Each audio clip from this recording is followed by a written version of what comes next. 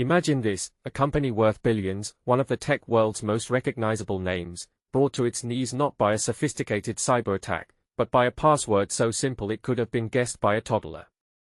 And the person responsible? Not some shadowy hacker from a dark web forum, but the CEO himself.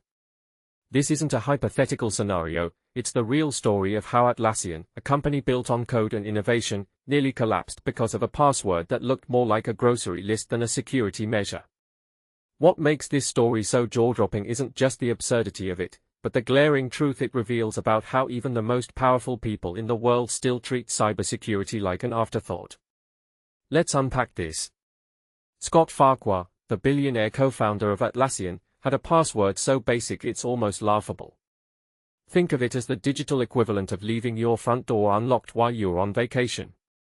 But here's the kicker, this wasn't just a personal account. It was a gateway to every system, every server, every piece of sensitive data the company owned. And somehow, this password became the key that let a hacker walk right through the front door. Now, I'm not saying this was a simple mistake, this was a catastrophic oversight that exposed how deeply flawed our approach to digital security is. How many of us, even in high-stakes environments, still treat passwords like they're disposable? It's terrifying to think that the same habits we use for our Netflix accounts could bring down entire corporations. But here's what really gets me, the fact that this breach required the FBI and Australian Federal Police to step in. That's not just a sign of a major security failure, it's a wake-up call for every organization that thinks they're immune to these kinds of risks. This wasn't a targeted attack by a state-sponsored group or a ransomware crew. It was a single, preventable mistake that escalated into a full-blown crisis. And yet, how often do we hear companies boast about their impenetrable security systems while ignoring the most basic safeguards? It's like building a vault with a padlock and then leaving the key under the doormat.